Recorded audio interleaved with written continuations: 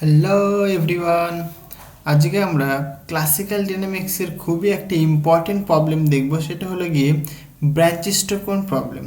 ওকে, দেখো ব্রাঞ্চিস্টোকন প্রবলেমটা কি বলছে, মানে ধরো তোমার কাছে কয়েকটা কার্ভ রয়েছে, মানে পাথ, রাইট? ধরো এটা তোমার ভূমি। ওকে, এখানে মনে করো একটা এরকম পাথ রয়েছে, এটা তোমার হাইট। এখান থেকে তুমি সাপোজ এখানে আসবে, এইভাবে তুমি আসতে পারো একদম স্ট্রেট লাইন বরাবর, মানে একটা পাথ মনে করো পুরো স্ট্রেট লাইন রয়েছে।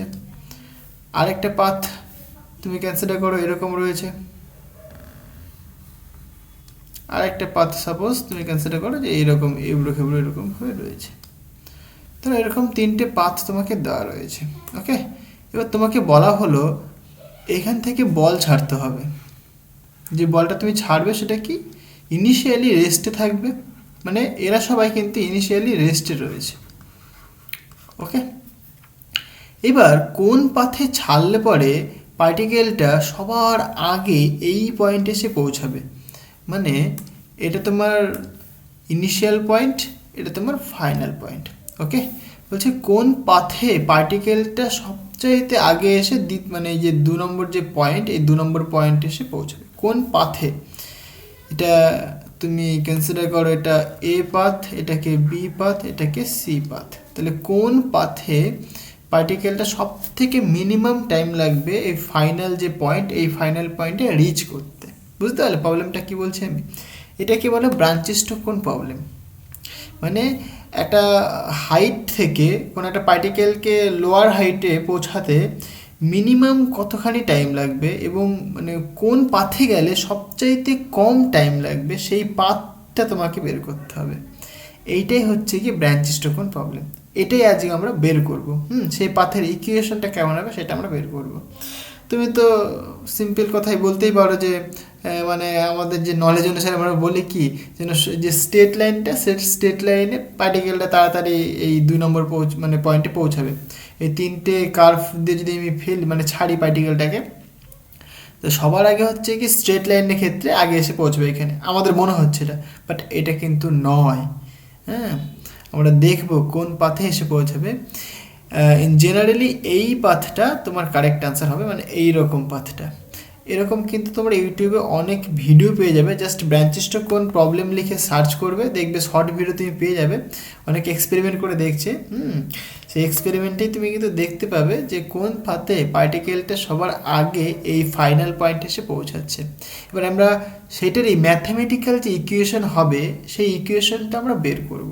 যে পাথটা, সেই পাথের ইকুয়েশন কী হবে সেইটা আমরা বের করব। ওকে, তো এটা কি আমি একটুখানি ভালো করে ছবিটা আঁকি। ধরো আমি অ্যাক্সিস দিয়ে দেখাই।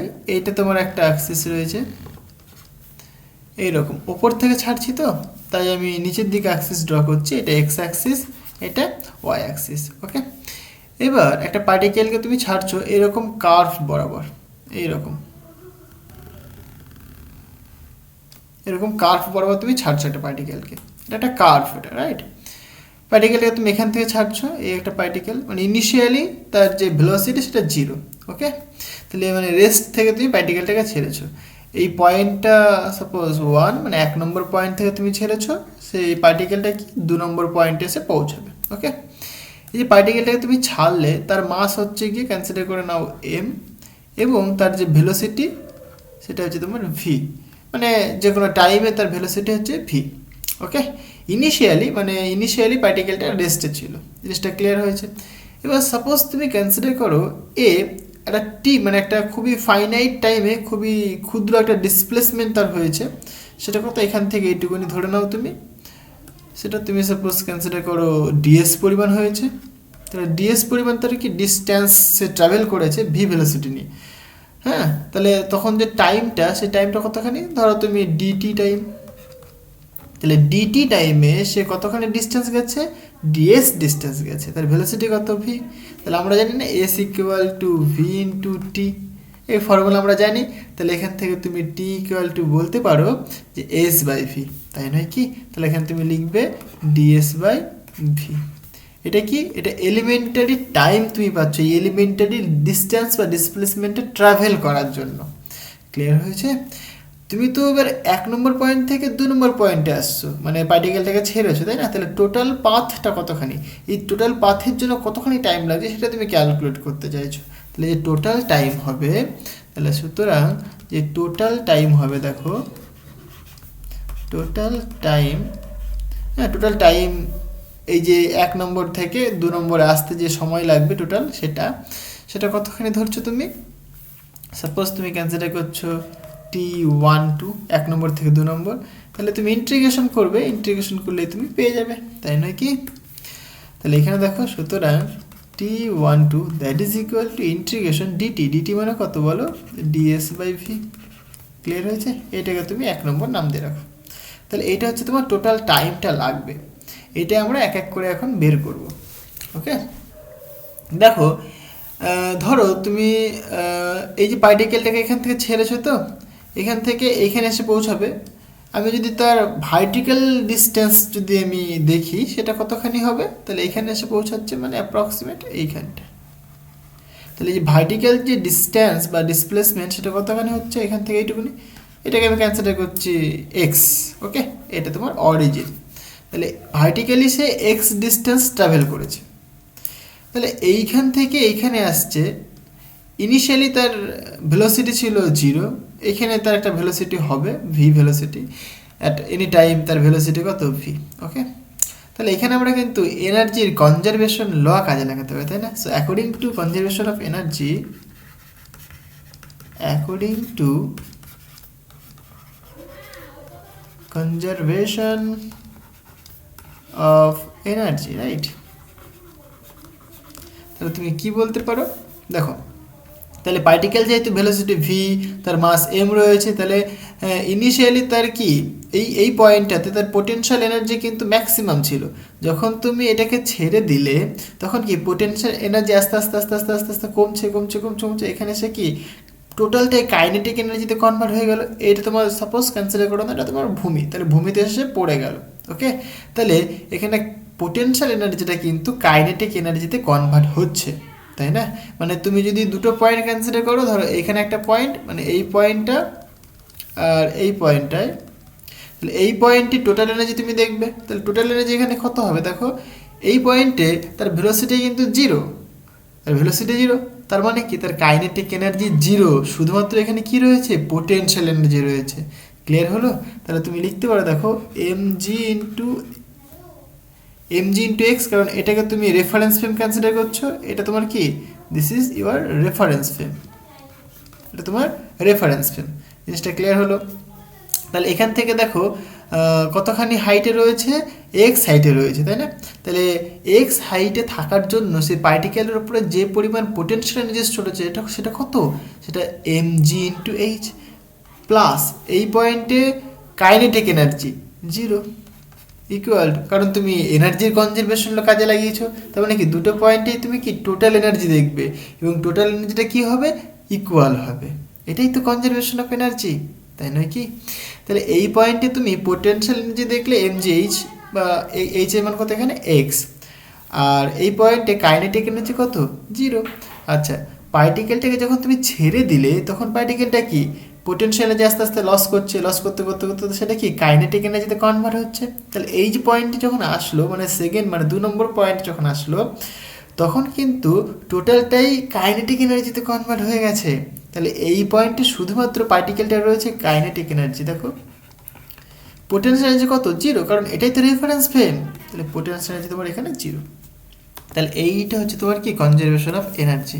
জিনিসটা বোঝাতে পারলাম? তাহলে তুমি পাচ্ছ mg into X equal to half into M into V square. ফিজিক্সটা ভালো করে বোঝো, তাহলে তুমি সব করতে পারবে। তাহলে এখান থেকে দেখো এম ক্যান্সেল করতে পারো, তাহলে ভি স্কোয়ার ইকুয়াল তুমি বলতে পারো v square equal to 2g into x. তাহলে সুতরাং ভি ইকুয়াল তুমি বলবে root over of 2g into x. এটাকে তুমি সাপোজ 2 নম্বর নাম দিয়ে রাখো। ওকে, এবার আমরা আগেও শিখেছিলাম যে ডিএস বলেছি, ডিএসটা দেখো এক্স রয়েছে আর ওয়াই রয়েছে, মানে ধরো তুমি এটাকে এরকমভাবে যদি ভাবো, ধরো এরকম একটা কার্ভ রয়েছে, রাইট? তাহলে এখান থেকে এইটুকু তুমি পয়েন্ট কনসিডার করেছো, তাহলে এইটুকুনি কত ডিএস তুমি ধরেছো, তাহলে এইদিকে যদি এক্স হয়, এইদিকে যদি ওয়াই হয়, তাহলে তুমি বলবে কি এইটুকুনি ভাই ডিএক্স, এইটুকুনি কি ডিওয়াই। তাহলে ডিএস ইকাল তুমি কি লিখতে পারো, ডিএস ইকাল তুমি বলতে পারো কত, বা ডিএস স্কোয়ার ইকাল তুমি বলতে পারো dx square plus dy square, তাই না কি? পিথাগোরাসের উপপাদ্য বাবা, হয়েছে? অতিভুজ স্কোয়ার ইকুয়াল টু লম্ব স্কোয়ার প্লাস ভূমি স্কোয়ার, তাই না? সেটা তো লিখলাম এখানটায়। তাহলে আমরা জানি, so we know or we have যে ds square that is equal to dx square plus dy square. Okay, তাহলে ডিএস ইকুয়াল তুমি কি লিখবে বলো, উঠে বড় dx square plus D Y square. এইটাকে সাপোজ তুমি 3 নম্বর নাম্বার, তাহলে এই 2 নম্বর ইকুয়েশন এবং যে 3 নম্বর ইকুয়েশন সেটাকে তুমি 1 নম্বর ইকুয়েশনে পুট করতে পারো, পুট করে দাও। সো ফ্রম ইকুয়েশন 1, সুতরাং from equation 1 by putting equation 2 and 3, by putting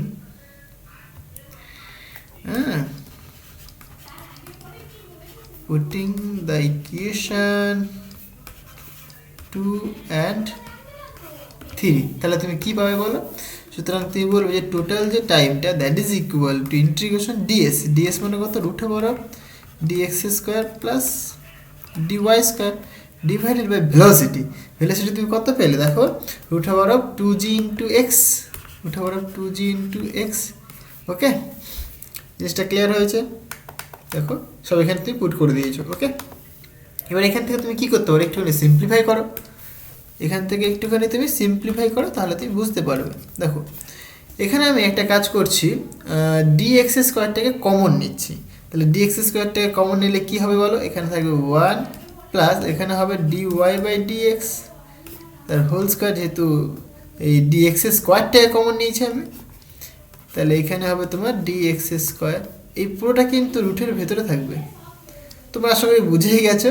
এই ডিএক্স স্কোয়ার এখানে দুটো রয়েছে, তাহলে কি রুটের ভেতরে যদি দুটো থাকে তাহলে কি সেটা বাইরে একটা আকারে চলে আসবে। তাহলে তুমি বলতে পারো, আচ্ছা নিচেটা লিখে নিই, root over of 2g into x, তাহলে এটাকে তুমি বাইরে বের করে নিয়ে চলে আসো, তাহলে কত হয় বলো? সুতরাং t12 that is equal to integration, এখানে দেখো 1 প্লাস যে ডিওয়াই বাই ডিএক্স, এটাকে আমরা কি বলতে পারি, ওয়াই ডট বলতে পারি, তাই নয় কি? সুতরাং ওয়াই ডট স্কোয়ার এটা থাকলো, এখানে রুট থাকছে, রুটটা লিখে দিলাম, আর ডিএক্সটা কিন্তু বাইরে চলে আসলো। ওকে, আর এখানে শুধুমাত্র এটা পড়ে থাকবে 2g ইন্টু এক্স। ক্লিয়ার হলো? এখানে লিখে নাও যে ওয়াই ডট মানে কত, ডিওয়াই বাই ডিএক্স। ক্লিয়ার হয়েছে? এবার এই যে পুরো টার্মটুকুনি, এইটাকে আমি এটা কোনো একটা ফাংশন হিসেবে কনসিডার করছি, এটা কি এফ, এফ বলছি আমি। ওকে, তাহলে এটাকে বলছি আমরা এফ ইন্টু ডিএক্স, হোয়ার এফটা কি, হোয়ার এফ হচ্ছে তোমার এফ ইকুয়াল টু, তাহলে দেখো দুজনের মধ্যে রুট রয়েছে সবগুলোর মধ্যে, তাহলে আমি এক চান্স এরকম বলতে পারি 1 plus Y dot square divided by 2g into x to the power half, তাই না?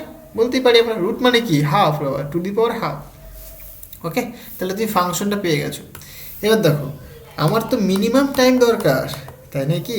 এই যে 1 নম্বর পয়েন্ট থেকে 2 নম্বর পয়েন্টে আসতে সবচাইতে মিনিমাম মানে সবচাইতে কম সময় লাগবে, সবচাইতে কম কত সময় লাগবে সেটা আমি বের করতে চাইছি। তাহলে মিনিমাম টাইমের জন্য আমরা কি করব, ওই যে ডেল্টা ভ্যারিয়েশনের ল আমরা অ্যাপ্লাই করব। তাহলে মিনিমাম টাইমের জন্য আমরা একটা সূত্র পেয়েছি, মনে আছে? সেই সূত্রটা আমরা এখানে অ্যাপ্লাই করবো, তাই তো? So for t12 to be minimum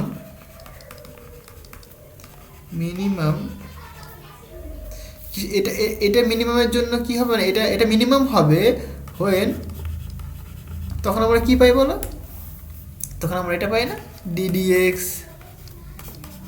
del f del y dot minus del f del y that is equal to 0, এই সূত্রটা পাই আমরা, কারণ ডেল্টা ভ্যারিয়েশন থেকে আমরা কিন্তু এই সূত্রটা অ্যাপ্লাই মানে বের করেছিলাম, রাইট? তার মানে কি, এই যে t12 মানে যে টাইমটা মিনিমাম হবে যদি তুমি এই সূত্রটা মানে মিনিমাম হবে, তখনই কিন্তু এই সূত্রটা পাও। তাহলে এখানে পুট করো, ক্যালকুলেশন করো, তুমি পেয়ে যাবে, তুমি বুঝতে পারলে? ইকুয়েশনটা পেয়ে যাবে যে কোন পাথে গেলে পরে পার্টিকেলটা সব থেকে মিনিমাম টাইম লাগবে, বুঝতে পারলে? তাহলে এখানে দেখো তুমি এফ এফ তোমাকে মানে জানো তুমি, তাহলে del F del Y dot del F del y এগুলো তোমাকে বের করতে হবে, তাই না? তাহলে সুতরাং ডেল এফ ডেল ওয়াইটা আগে বের করে নিই। দেখো del F del del y, f মানে কত? এফ মানে তুমি দেখলে 1 plus Y dot square divided by 2g into x to the power half, তাই না? এই তো ছিল এই যে। এবার আমাকে একটা কথা বলো, এখানে ওয়াই ডট রয়েছে, এখানে এক্স রয়েছে, বাট তুমি পার্শিয়াল ডেরিভেটিভ করছো কি ওয়াই এর রেসপেক্টে, তার মানে কি ওয়াইটা এখানে ভ্যারিয়েবল, আদার্স যে ভ্যারিয়েবলসগুলো রয়েছে তারা কিন্তু এখানে ভ্যারিয়েবল নয়, তারা এখানে কনস্ট্যান্ট হিসেবে ট্রিট হবে, কারণ তুমি পার্শিয়াল ডেরিভেটিভ করছো।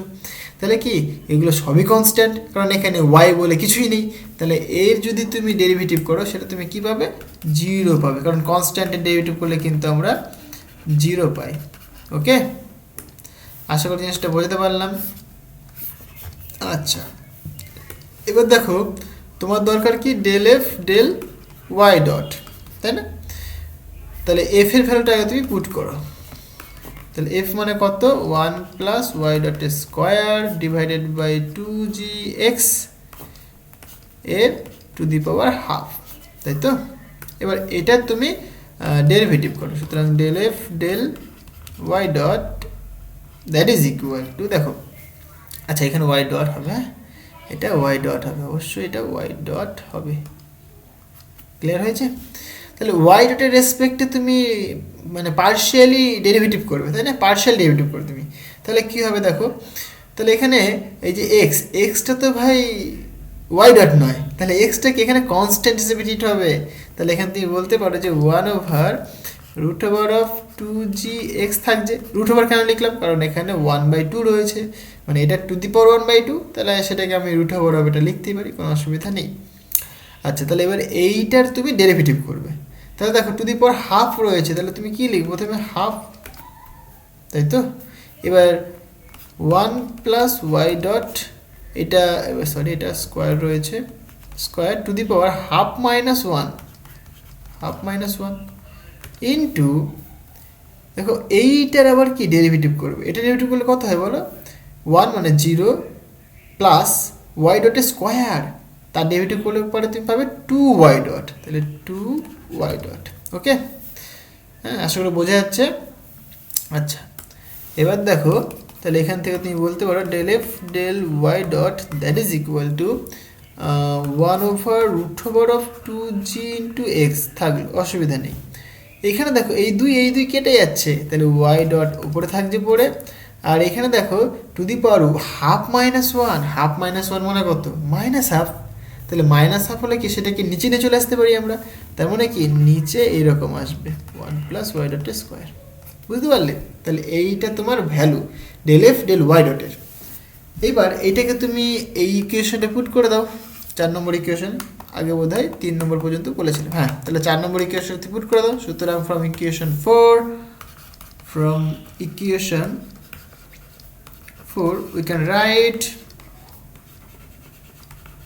বলো জাস্ট কিছুই না, তাহলে সুতরাং তুমি বলবে দেখো ডি ডিএক্স থাকছে del F del Y dot, তার ভ্যালু তুমি পেয়েছো এইটা, so Y dot divided by √2g into X √1 plus Y dot square, okay, plus minus ছিল, minus del F del Y, তার ভ্যালু তো 0 লেখো, না লিখলেও কোনো ব্যাপার না, বুঝতে পারলে? আচ্ছা, এইখানে দেখো তুমি তাহলে পাচ্ছ ডি ডিএক্স, আমি আরেকবার লিখছি y dot divided by √2g x into √1 plus Y dot square equal to 0। Clear হয়েছে? এবার দেখো এখানে তুমি কি করবে? ইন্টিগ্রেট করবে, তোমার বেসিক্যালি ওয়াইটা দরকার, মানে তুমি পাথ চাইছো তুমি, তাই না? তাহলে ইকুয়েশন অফ মোশন তোমার দরকার, তাহলে ইকুয়েশনটা তুমি যদি বুঝতে পারো তাহলে তুমি বুঝতে পারতো যে সঞ্চার পথটা কেমন হবে, মানে ওয়াইটা তোমার দরকার, বুঝতে পারলে? তাহলে পাথের জন্য তুমি কি শুধুমাত্র ওয়াইটা ক্যালকুলেট করতে চাইছো, তাহলে তোমাকে কী করতে হবে? এখানে ইন্টিগ্রেট করতে হবে, তাহলে আমরা এখানে ইন্টিগ্রেশন নেবো, তাহলে এটাকে তুমি এরকম বলতে পারো, সুতরাং d y dot divided by root over of 2gx into root over of 1 plus y dot square, এই dxটাকে আমি ডান দিকে নিয়ে আসলাম 0 into dx। এবার আমরা কি করব, ইন্টিগ্রেশন করব। So we take integration. Okay, integration খুবই ইম্পর্টেন্ট প্রশ্নটা এবং খুবই ইন্টারেস্টিং। তাহলে ইন্টিগ্রেশন তুমি নিয়ে নাও, তাহলে d y dot divided by root over of 2gx into root over of 1 plus y dot square, okay, equal to integration 0 into dx। দেখো কিছুই না, একদম সিম্পল জিনিস। তাহলে এখান থেকে তুমি কি বলতে পারো, এই যে ডি অফ এটা, তাহলে ইন্টিগ্রেশন করলে কি হবে, শুধুমাত্র এটা পড়ে থাকবে, মানে এইটা এটা কেটে যাবে। তাহলে এখানে থাকে y dot divided by root over of 2g into x, এখানে root over of 1 plus y dot square, ইকুয়ালটা যেহেতু 0, তাহলে এটা ইন্টিগ্রেট করলে এখানে একটা কি কনস্ট্যান্ট তুমি পাবে, সেটাকে তুমি লিখলে c1। ওকে, আচ্ছা এবার দেখো এটাকে একটুখানি সিম্পলিফাই করো, বোথ সাইডে হোল স্কোয়ার করে দাও। তাহলে হোল স্কোয়ার করে দিলে কি y ডট স্কোয়ার হবে ডিভাইডেড বাই এখানে 2gx থাকবে, এখানে দেখো এটা করলে পরে 1 প্লাস y ডট স্কোয়ার এটা পাবে, that is equal to c1 square. এখানে 2gটাও তো কনস্ট্যান্ট, এটাকেও তুমি ডান দিকে নিয়ে নাও। ওকে, তাহলে এখান থেকে তুমি বলতে পারো যে y dot square that is divided by x into 1 plus y dot square equal to c1 square into 2g, right? তাহলে এরকম লিখে একদম 2 ইন্টু জি c1 স্কোয়ার। এইটা তো কনস্ট্যান্টের বাবা, সেটাকে তুমি আরেকটা নাম দিয়ে লিখতে পারো, আরেকটা মানে অন্য একটা কনস্ট্যান্ট তুমি ধরতে পারো। সাপোজ আমি কনসিডার করছি এরকম y dot square divided by x into 1 plus y dot square, এটাকে আমি c নাম দিলাম। ওকে, যেহেতু কনস্ট্যান্ট তুমি যা খুশি বলতে পারো, তাতে কোনো অসুবিধা নেই। আচ্ছা, এইটাকে আরেকটু সিম্পলিফাই ফর্মে যদি লিখি আমরা, তাহলে এরকম বলতে পারি, দেখো y dot square divided by c that is equal to x, এটাকে গুণ ঢুকিয়ে দাও ভেতরে, তাহলে x into y dot square. এবার এই যে y ডট রয়েছে, এটাকে বাঁদিকে নিয়ে চলে আসো, তাহলে তুমি বলবে যে y dot square divided by c, আমি একটা লাইন বেশি করছি, এটা বাঁদিকে নিয়ে আসলে মাইনাস হবে, x into y dot square that is equal to x, তাই তো? তাহলে এখান থেকে তুমি কি বলতে পারো, তাহলে সুতরাং তুমি বলতে পারো যে দেখো y ডট স্কোয়ার কিন্তু দুজনের মধ্যে রয়েছে, তাহলে তুমি কমন নিতে পারো। সুতরাং y ডট স্কোয়ার যদি কমন নাও, তাহলে কি পড়ে থাকবে, এখানে 1/c পড়ে থাকবে, মাইনাস x থাকবে ইকুয়াল টু x। এখানে একটা কাজ করি, দেখো এখানে বোথ সাইডে x দিয়ে গুণ করে দিই, মানে ক্যালকুলেশনের সুবিধার্থে আমি x দিয়ে মাল্টিপ্লাই করে দিলাম বোথ সাইডে। তাহলে এখানে y ডট স্কোয়ার, যেহেতু x দিয়ে মাল্টিপ্লাই করছি, তাহলে ভেতরে ঢুকিয়ে দিতে পারি আমি। সুতরাং x/c থাকবে এখানে, মাইনাস এখানে x square equal to x square. Okay, এইবারটাকে তুমি নিচে নিয়ে চলে আসো, তাহলে তুমি বলবে যে y dot square equal to x square divided by x/c, okay, x/c minus x square. জিনিসটা ক্লিয়ার হলো? এখানে দেখো এখানে একটা কাজ করা যাক, এই যে 1/c লেট বা পুট করো তুমি, এখানে put 1/c equal to suppose 2a তুমি কনসিডার করলে, তাহলে তুমি কি বলবে, সুতরাং y dot square equal to x square divided by 2ax minus x square. Okay, এখানে y ডট স্কোয়ার রয়েছে, তাহলে তুমি বোথ সাইডে রুট নিয়ে নাও। তাহলে যদি তুমি বোথ সাইডে রুট নাও, মানে এরকম রুট নিলে তুমি বোথ সাইডে, তাহলে তুমি কি লিখবে, সুতরাং এখানে লিখবে তুমি y ডট স্কোয়ার, আচ্ছা রুট নিয়েছে তাহলে শুধুমাত্র এখানে y ডট হবে ইকুয়াল টু, ওপরে থাকছে x আর নিচে কি থাকছে দেখো root over of 2ax minus x square. Okay, এবার এটাকে এবার ইন্টিগ্রেট করতে হবে, কেন, কারণ দেখো y ডট মানে কত, y ডট মানে তোমার dy বাই dx, কারণ তোমার কি y ক্যালকুলেট করতে হবে, তোমার y ক্যালকুলেট করতে হবে, তাই না? তবে তো তুমি পাথটা বলতে পারবে, যে পাথটা আসবে সেই পাথেই কিন্তু পার্টিকেলটা কি সবার আগে পৌঁছাবে, মানে সেই পাথে গেলেই পার্টিকেলটা সব থেকে কম সময় লাগবে ফাইনাল পয়েন্টে পৌঁছাতে, বুঝতে পারলে? সেই পাথটা আমরা বের করতে চাইছি এখানটায়। আচ্ছা দেখো, তাহলে এখান থেকে তুমি লেখো dy by dx, then integrate করে দাও x divided by root over of 2ax minus x square. Clear হয়েছে? তাহলে এখানে তুমি বলবে সুতরাং যে dy that is equal to x divided by root over of 2ax minus x square into dx. এবার আমরা বোথ সাইডে কী করলাম, ইন্টিগ্রেশন নিলাম। ইন্টিগ্রেশন নিলে কিন্তু এখানে আবার একটা কনস্ট্যান্ট আসে, সি নাম দিয়েছি আগেও, C1ও দিয়েছি, তাহলে এটাকে C2 করে দাও। ওকে, এবার এইটাকে তোমার ইন্টিগ্রেট করতে হবে। এটা ইন্টিগ্রেট করলে যে ভ্যালুটা আসে সেটাকে তুমি দেখো, মানে এখান থেকে তুমি এটাকে ভাঙতে পারো। এটাকে ভেঙে নিয়ে তুমি যদি পুট করো, ঠিক আছে, মানে এটাকে তুমি ভাঙলে এরকম ফর্ম আসবে। দেখো আমি একটু দেখাই, 2x মাইনাস এক্স স্কোয়ার, এটাকে তুমি এরকম লিখতে পারো না, x square minus x square, মানে sorry a square minus a square, হ্যাঁ okay, plus 2ax minus x square, right. এই দুটো তো লেখা যায় না, লেখাও তাই, কোনো ব্যাপার না। ক্লিয়ার হয়েছে? আমি লিখলাম, তাহলে কি একটা সুন্দর ফর্ম আসবে দেখো। তাহলে এখান থেকে তুমি বলতে পারো এ স্কোয়ার, তাহলে মাইনাসটা যদি কমন নাও তাহলে a square minus 2ax plus x square. এইটুকুনি কী হতে বলো তো, এ মাইনাস এক্স এর হোল স্কোয়ার অথবা এক্স মাইনাস এর হোল স্কোয়ার। তাহলে তুমি এটা বলতে পারো এক্স এ স্কোয়ার মাইনাস কি এক্স মাইনাস এ তার হোল স্কোয়ার। তাহলে এই ফর্মে কিন্তু এটাকে তুমি রাখতে পারো। এটা রাখলে পরে একটা সুন্দর একটা ফর্ম আসবে। সেটা কেমন ফর্ম আসবে, এইরকম একটা ফর্ম আসবে, রাইট। এটাকে যদি ইন্টিগ্রেট করো তাহলে শুধুমাত্র ওয়াই পাবে, আর এখানে আসবে এক্স ডিভাইডেড বাই, এটাকে যদি তুমি ভাঙো তাহলে এরকম ফর্ম আসবে যে a square minus x minus a তার whole square into dx plus C2। Okay, এবার এই যে ফর্মটা, এটা একটা স্ট্যান্ডার্ড ইন্টিগ্রাল, এর ভ্যালু যদি তুমি পুট করো তাহলে কিন্তু তুমি পাবে এইটা y ইকুয়াল টু, এটা যেটা আসে সেটা কত আসে এরকম, a cos inverse, okay, 1 minus x by a minus 2ax minus x square to the power 1/2, okay, plus C2, এরকম একটা ফর্ম আসে। এই ইন্টিগ্রেশনটা যদি তুমি করো, মানে এই ইন্টিগ্রেশনটা তুমি সলভ করো, তাহলে তোমার কিন্তু এরকম একটা ফর্ম আসবে। তাহলে যে পাথটা তুমি পাচ্ছ না, সেই পাথটা কিন্তু এই ফর্ম আসছে। তাহলে এইটা হচ্ছে তোমার পাথ, মানে এই পাথেই পার্টিকেলটা সবার আগে, মানে সব, মানে এই পাথে যদি পার্টিকেলটা যায় তাহলে কি তার মিনিমাম টাইম লাগবে। স্ট্রেট লাইনের ইকুয়েশন কিন্তু এটা নয়। যদি এটা স্ট্রেট লাইনের ইকুয়েশন আসতো তাহলে আমরা বলতাম যে পার্টিকেলটা কি স্ট্রেট, মানে যে স্ট্রেট পাথটা রয়েছে, স্ট্রেট লাইনের যে পাথটা, সেই পাথে কি সবচাইতে মিনিমাম সময় লাগবে ফাইনাল পয়েন্টে পৌঁছাতে।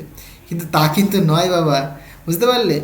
এই যে ইকুয়েশনটা তুমি দেখতে পাচ্ছ না, এই ইকুয়েশনটা বেসিক্যালি তোমার সাইক্লয়েডের ইকুয়েশন। ওকে, মানে সব থেকে মিনিমাম টাইমে পৌঁছাবে সাইক্লয়েডের পথে। ক্লিয়ার হয়েছে? এখানে দেখো C2 বলে একটা কনস্ট্যান্ট পেয়েছো, তুমি যদি ইনিশিয়াল ভ্যালু যদি পুট করে দাও তাহলে কিন্তু C2 তার ভ্যালু কিন্তু 0 চলে আসবে।